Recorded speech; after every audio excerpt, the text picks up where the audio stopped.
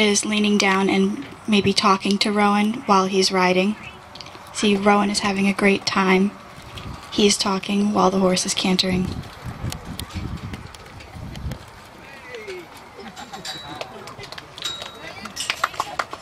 I don't know if you noticed that canter is fairly collective. The more and more you collect, for some reason the more it rocks the pelvis.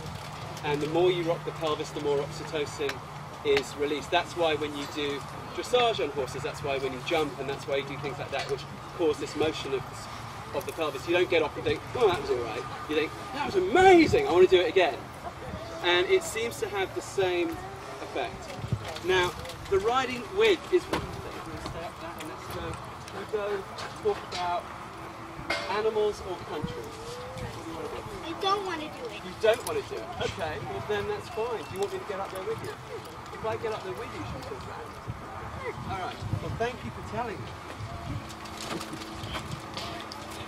Rowan was actually nonverbal before he started riding, and one of his first full sentences was, "I love you, Betsy." Betsy is the other star of the Horseboy movie, Rupert's neighbor's horse. For Rowan to even say, I don't want to do it, is amazing. You know, a couple of years ago, no way would I had a clear direction like that. So I'll tell you what, love, seeing as we're sitting up here, do you want to do animals or do you want to do countries? Animals. Animals, alright. So, because we don't have letters, I see a log over there. So should we choose animals that begin with L? Yeah. Alright, what's an animal that begins with L? Lion. A lion. Let's go right to the lion. And is a lion a carnivore or a herbivore? It's a carnivore. So Rupert will continue to initiate conversation using letters and things that he knows Rowan is interested in, and Rowan just picks right up on it. We'll continue to elaborate that where the lion lives, what breed of lion it is, if it's a herbivore, carnivore, an omnivore, etc.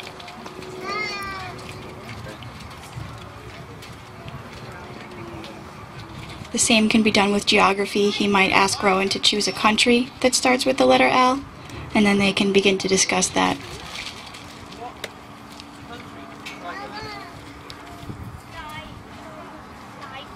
Siberia and Malaya. and Sumatra. and there's one more country that tigers live in. I don't know. Oh. We're naming countries that tigers live in right now.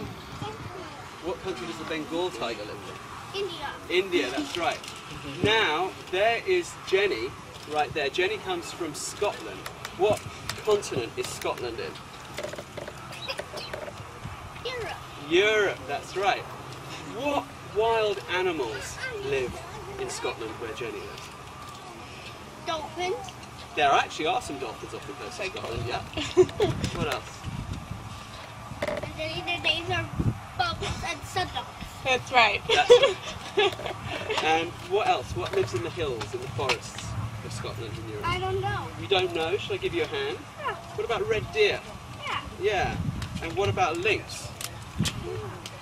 Now, we've got a chap there with dark hair instead of the red hair. So, dark begins with a D. Let's ride towards him and talk about what kind of animal he could be. What animal begins with a D? Dolphin. A dolphin. Is a dolphin a marine animal or a land animal? Marine. Thank you. And is it a mammal or a fish? And do they live in warm oceans, cold oceans, or all the oceans of the world?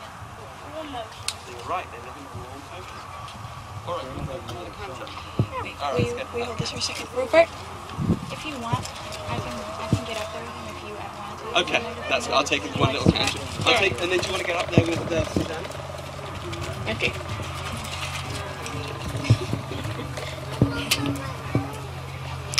They're going for one more little canter, and then we're going to switch riders, and you can hear this from Rupert's mouth. That's a good idea. Yeah. No. Oh, there's strawberries. I see. Oh, right over here.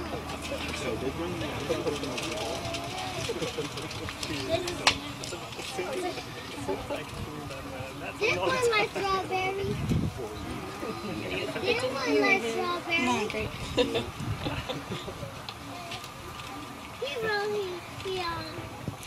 If you stick around to see the showing of the movie later, you'll be able to get a clear before and after picture and how much this horse has really changed Rowan's life.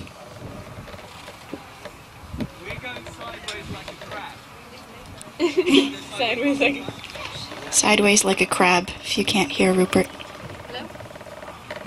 And now shall we pick one last person. Let's pick Grandma Terry. Where's Grandma Terry? Now, where does Grandma Terry live? Where's Seattle? And where? And which state is Seattle? In Washington. In Washington State. And what animals live up in Washington State? I don't know. You don't know.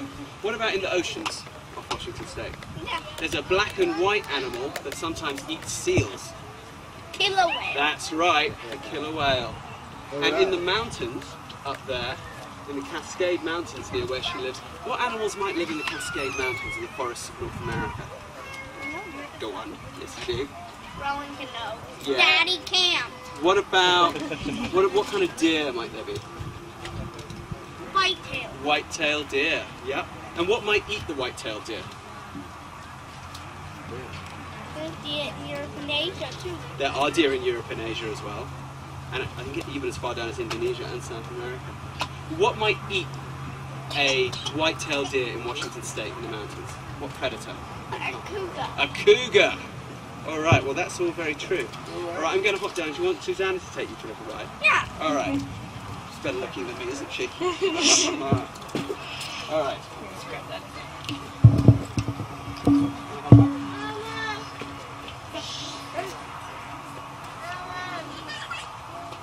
Pushy.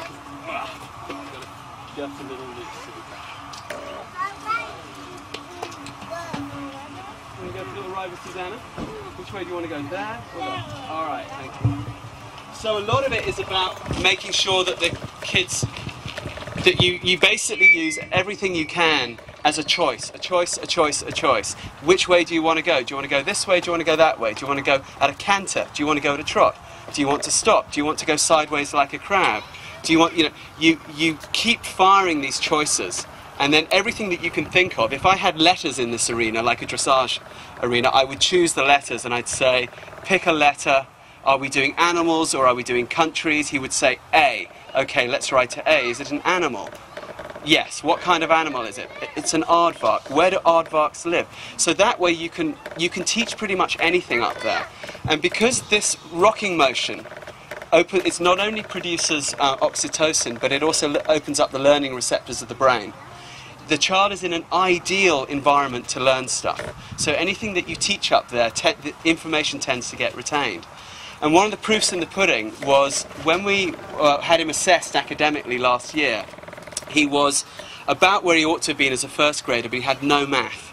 And I was saying, how am I going to teach him math, particularly fractions? How am I going to... So we went in a round pen, and we just had a conversation about riding halfway round, or a quarter way round, or 3/4 of the way round, and we did that for about a week and a half. That was in October. By March, he was adding and subtracting fractions on paper, and by May, he was doing them in double figures. He's now 2 grades ahead academically. So the idea is that you can basically use the horse as a moving classroom.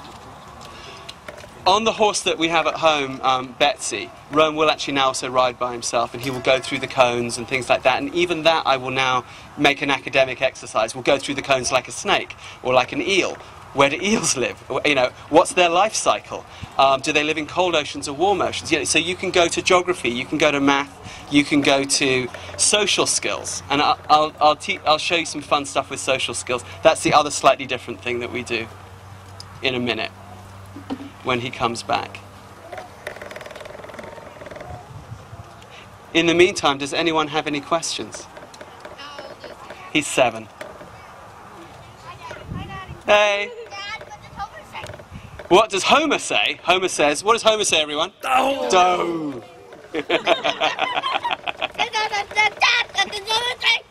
And when he doesn't say doe, what does he say? I don't know. He says, oh, Marge.